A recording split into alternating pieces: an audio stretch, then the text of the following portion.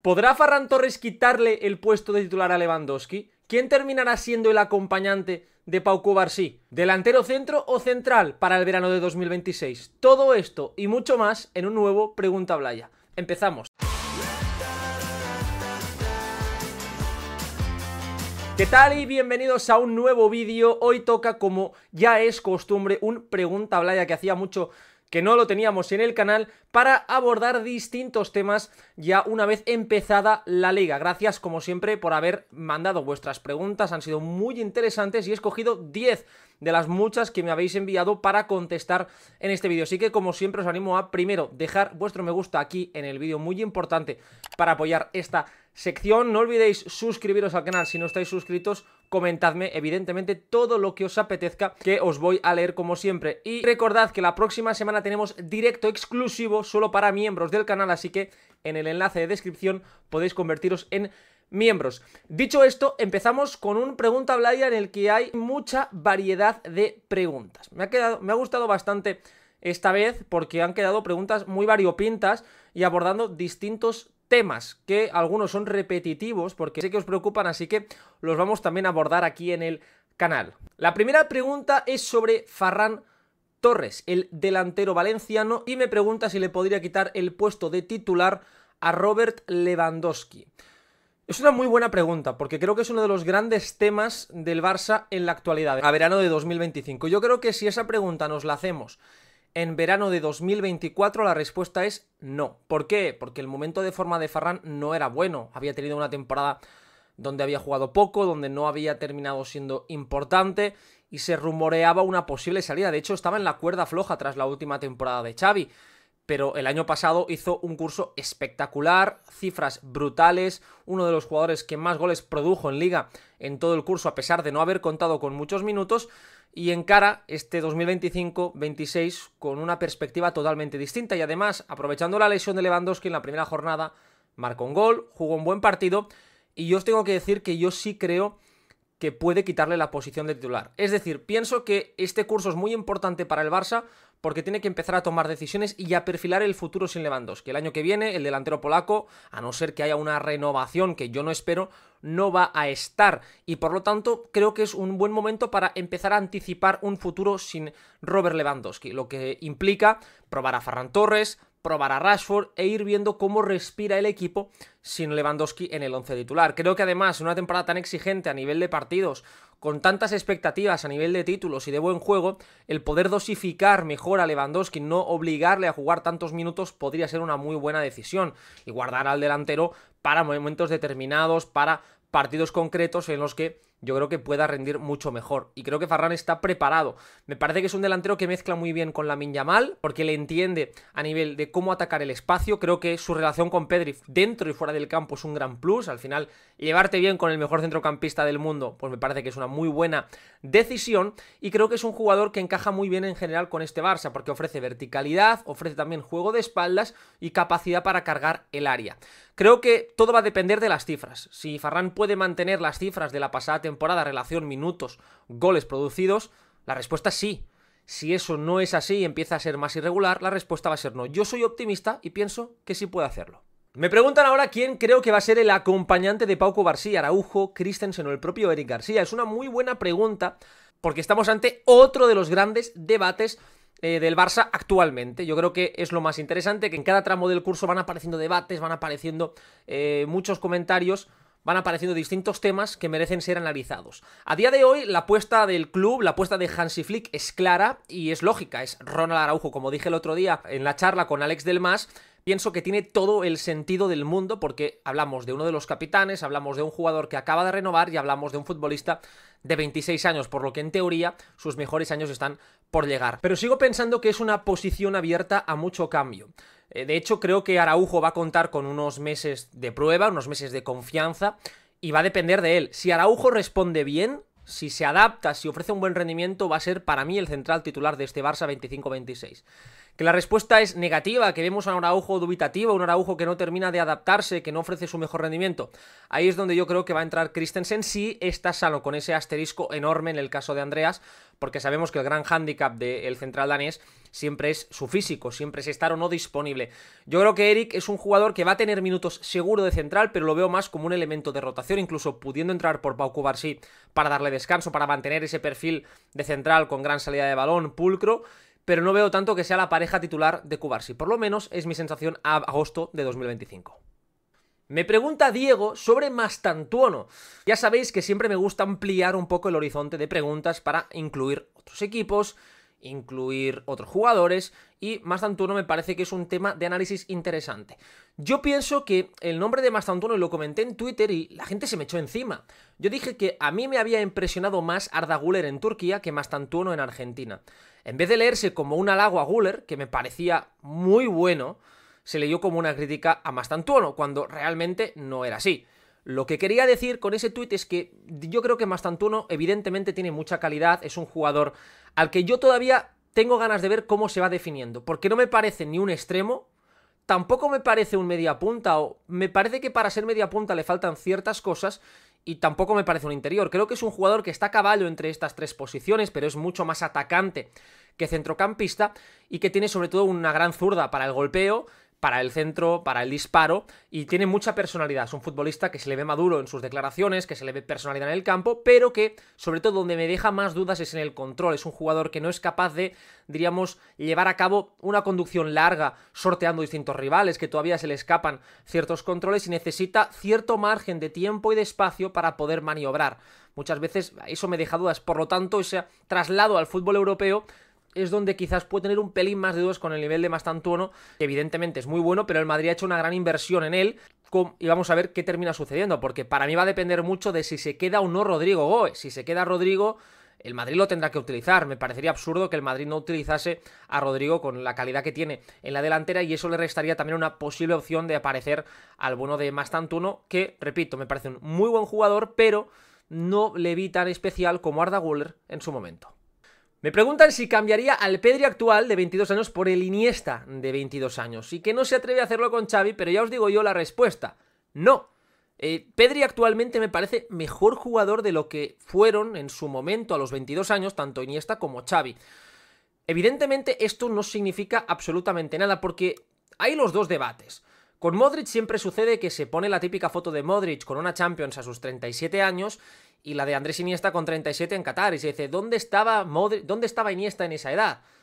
Pero existe la otra cara de la moneda, la de poner una foto de Andrés Iniesta con 25, con Champions, con Mundiales, con Eurocopas, y la de Modric en el Tottenham. Es absurdo cuestionar los timings de una carrera. Hay algunas más precoces, otras más longevas, y todas son igual de buenas. No merece la pena comparar porque es absolutamente ridículo. Dicho esto, creo que el Iniesta de 22 años era un jugador nació en el año 84, 2006, todavía no era titular en el Barça, era un futbolista que era importante. Todos nos acordamos de la final de París, donde él sale desde el banquillo y cambia ese escenario, pero no era lo que es Pedri. Pedri es que hablamos del mejor centrocampista del mundo, y Xavi Hernández era un jugador con 22 años en el año 2002, que estaba formándose. Era mucho más difícil antes poder llegar antes. Yo creo que Pedri, y lo dije en un vídeo, tiene todos los mimbres para ser uno de los mejores centrocampistas de la historia del Barça, sino el mejor, que va a depender no solo de su rendimiento, sino del legado que vaya a dejar, de los títulos, de los equipos que le toque jugar, etcétera, porque eso al final no depende del jugador. Si Iniesta no hubiese tenido a Messi, hubiese ganado mucho menos, muy probablemente en el imaginario colectivo no hubiese quedado como ese jugador legendario, sí una leyenda del club evidentemente, pero no como un intocable, por decirlo de alguna manera. Y creo que Pedri, al estar con Lamine Yamal, vamos a ver si tiene también ese punto de suerte, entre comillas, de poder ganar mucho y de ser considerado ese tipo de futbolista, porque yo creo que por talento y ascendencia, sin ningún lugar a dudas, lo puede ser. Josep Durán em pregunta, que sé que soc periodista, però que on he pres tant de futbol y si m'agradaria formar part d'un cos técnic profesional. Pues la verdad, Josep, que es algo muy natural. Siempre me ha encantado el fútbol, me ha parecido algo súper interesante, y sobre todo a raíz de la extinta web ya de Ecos del Balón, que fue mi hogar, fue mi casa durante 3-4 años, aprendí una barbaridad a nivel de leer el fútbol, de leer a los jugadores, de entender los procesos, de ver detalles micro, de entender los entresijos de cómo funcionaban los partidos, las temporadas, los rendimientos, la confianza. Todo lo aprendí allí. A raíz de esa web empecé a interesarme por el juego, a leer a gente que sabía muchísimo, a hablar, a contactar con entrenadores, en definitiva, rodearme de gente siempre que sepa más que yo, porque si estás rodeado de gente que sepa menos que tú, es un auténtico absurdo, no vas a aprender nada y te vas a crear la falsa sensación de superioridad que evidentemente a mí es lo que menos me gusta. A mí siempre me gusta tener la sensación de que sé menos que el resto para así poder aprender. Y ha sido algo muy natural, no he leído libros de táctica, no he hecho demasiados cursos, sino que todo ha sido ver, aprender, cuestionar y preguntar. Al final ver muchos partidos desde un prisma más crítico, más analítico, el rodearme de gente, el poder hablar con entrenadores me ha ayudado una barbaridad. Y la pregunta del cuerpo técnico, a mí lo que más me gusta, Josep, es comunicar. Es estar aquí con vosotros, con la gente, hablar de fútbol, escribir, etcétera. Pero es verdad que siempre tienes el gusanillo de verlo desde el otro lado, de cómo sería estar dentro del mundo del fútbol. Es algo que, en el caso de que pudiese llegar, la verdad que lo valoraría, sinceramente. Creo que sería una experiencia brutal, pero no es algo que me quite el sueño ni que sea ni mucho menos mi objetivo. Me pregunta David si cuando empecé a hacer vídeos me esperaba crecer tan rápido. La verdad es que no sabía muy bien cómo funcionaba YouTube, esa es la realidad. Yo no tenía ni idea.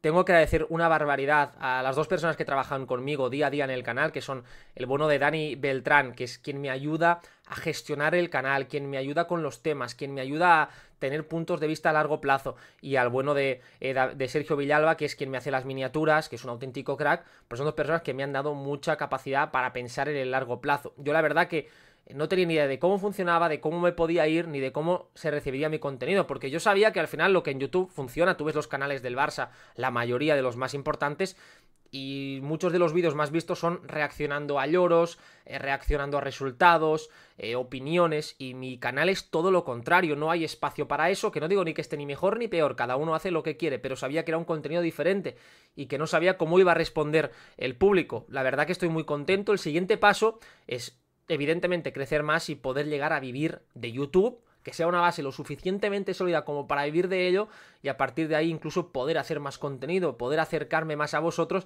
porque al final ahora todavía es un pelín complicado, pero honestamente no lo esperaba, y ojalá siga así gracias a gente como tú, David, que estáis siempre al pie del cañón, compartiendo los vídeos, dando like aquí, comentando, y evidentemente a todos los miembros del canal que hacéis que esto sea un poco más sencillo. El Joan em pregunta per fer un 11 amb els millors jugadors del món. Un 11 amb els millors futbolistas y que sobre encaixin tácticamente. Ho he pensat y he fet això. Anem a veure.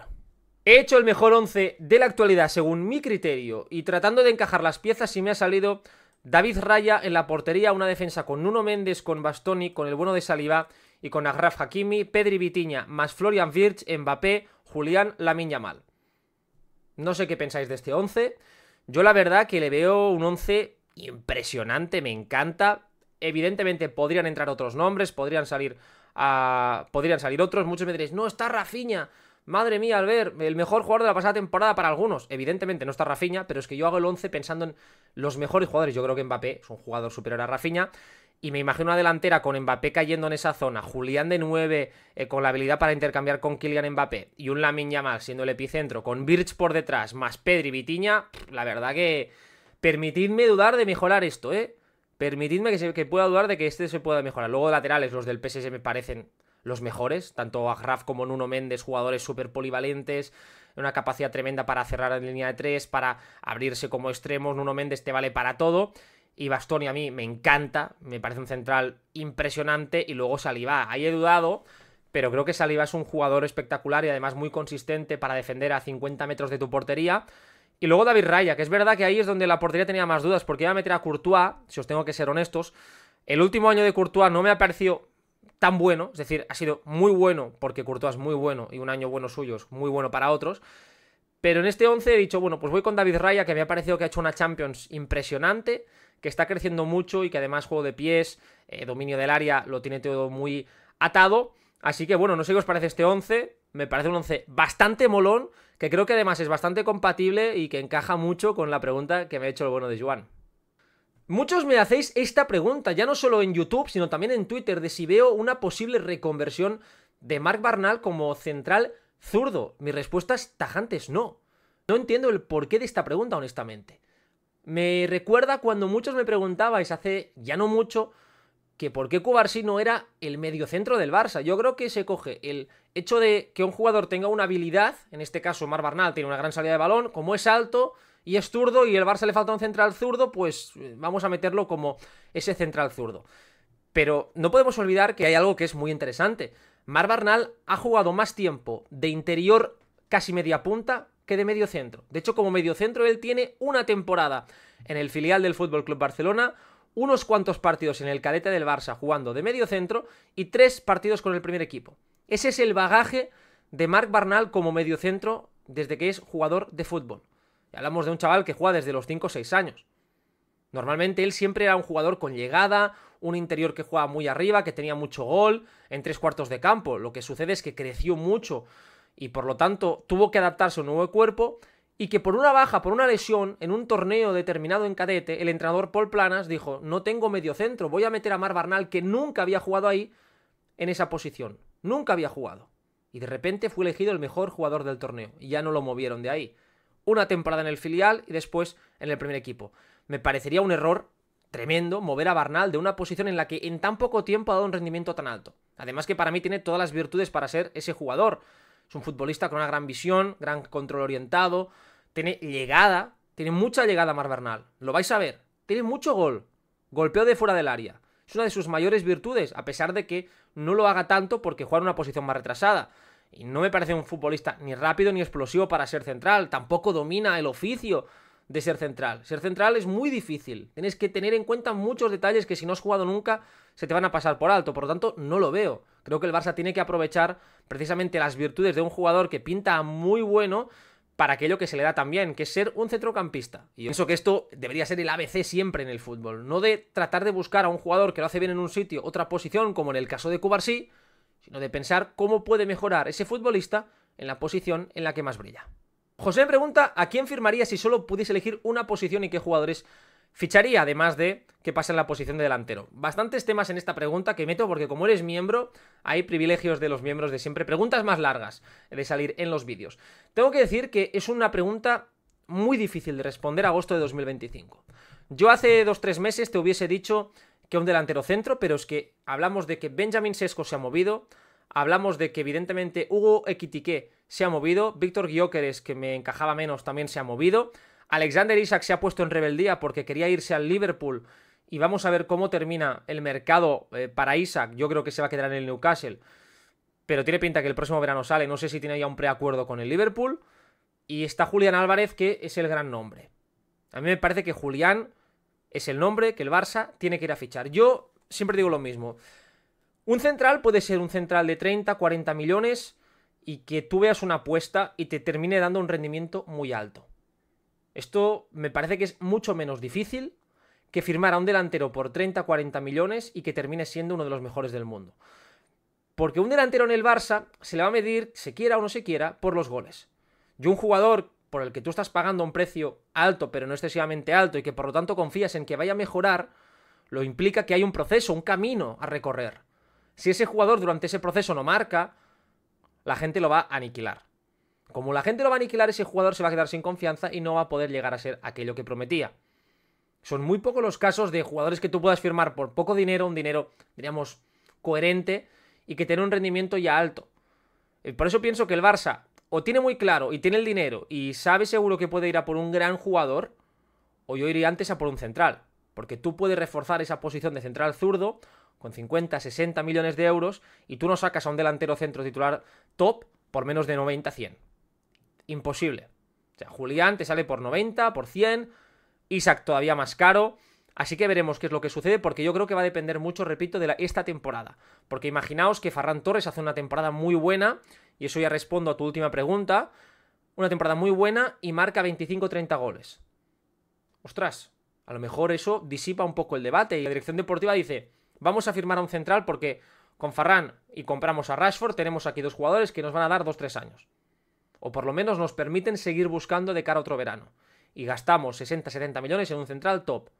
Y en caso de ir a por un central top, yo creo que Bastoni y Slotterbeck son mis 2 favoritos. Slotterbeck se lesiona mucho, es quizás mi único punto negativo, pero me parece un central impresionante, muy muy bueno, que además Flick conoce, y Bastoni me parece el mejor en esa posición, a pesar de que sería caro. No es joven, No tiene tampoco 30 y pico, pero tiene 28, 29. Por lo tanto, también es una inversión alta en un futbolista que quizás no te da ese retorno económico.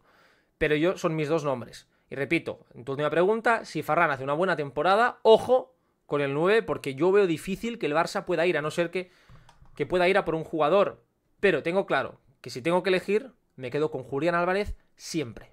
Me pregunta Jen, otro miembro, ¿qué haría ante la incertidumbre de la posición de central? Si Eric o Koundé podrían jugar en esa posición y quién tendría que ir al lateral. Yo creo que son dos futbolistas que, como dijo ayer Koundé en su rueda de prensa, o en esas declaraciones que hizo tras la renovación, él es un central reconvertido a lateral.